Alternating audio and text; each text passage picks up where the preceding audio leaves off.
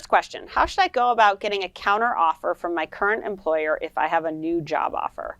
I'd love to know the badass way to handle this. Ooh, I don't know if there's a badass way to handle this. This is a tough one because I think one of the things that happens is when your current employer finds out that you've been interviewing for a job and want to go elsewhere, some part of their brain is like, okay, fuck you, why don't you go leave? So as nice as your manager or your boss is, that current of thought is running through their brain. The way I would go about it is to do this. I would say, hey, I got approached by a company. I wasn't looking. My intention wasn't to go find a new job. I love what I do here. I really believe in this company. But so-and-so called with a proposition that I couldn't refuse. Here's what I really like about what they're doing. The job would have more responsibility.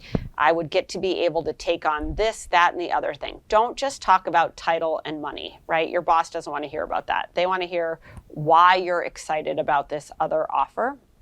And when you describe why you're excited about the other offer, what you're really reiterating for your boss is why you're great at your current job and what more you could do at that company.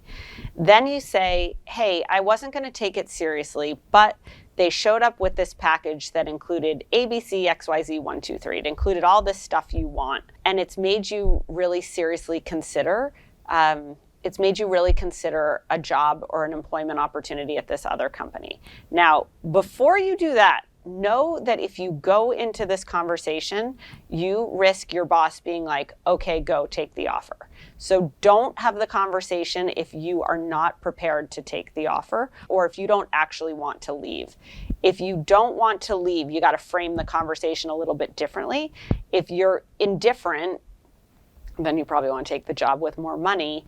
And if you're trying to persuade your current company to keep you but at a higher price, I think you just got to handle the conversation with a little bit of delicacy. So I think saying, hey, this fell into my lap. I don't really want to take it. I'm not going to take the offer, but I would love to understand what my path is here, or where you think I have the opportunity to make more money. So I guess in short, there's no real badass way to do it. The badass thing to do is to be like, fuck you, motherfuckers, I got a better offer, see you later, right? But it doesn't sound like you want that. So I think you really have to understand, why are you looking for a counter offer? Do you not in fact want to leave? Do you just want to make more money or have a better title or have more responsibility where you are? Or do you want to juice or jack up the offer that you've just received and use your company to do that? So figure out your motivation and drive your strategy from there. And I think that's the badass thing to do.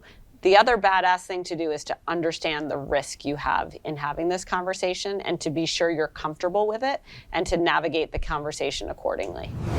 All right, second question. How long is too long to wait to hear back from a last round interview? I interviewed with a large biotech company in my area almost 4 weeks ago and sent a follow-up email after 2 weeks when the HR woman responded with, hope to get back to you with a decision ASAP.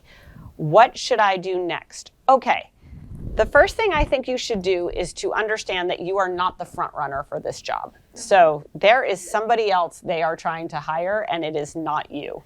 So A, just keep that in mind. I think B, if you really want this job, I would follow up with the HR person again and say, hey, I'm just checking back in. I'd like to make a decision about my next steps. So I would appreciate an answer, soonest, or, give a deadline. Say, I'd really appreciate an answer by the end of this week. The third thing I think you should do is to not plan on getting this job. And that you've got to either make where you are work or go pursue other job opportunities. The last thing I would say is that, I'm guilty of this too, is when you're doing 1,000 things during your day, it's hard to keep pace with all the candidates and to follow up consistently. We're really bad at that, I would say. But that said, having a month almost go by, that means that the role doesn't exist anymore, or there's some challenge, or there's something not going totally right, or the company just isn't really highly communicative or highly organized. Again, we've been guilty. I've personally been guilty of all of this, but you got to keep that in mind. I think if you were a top candidate and this company felt you were a perfect fit, you wouldn't be waiting a month to hear from them. So just acknowledge that and figure out how bad you either want that job or take the next step to get the job you do want.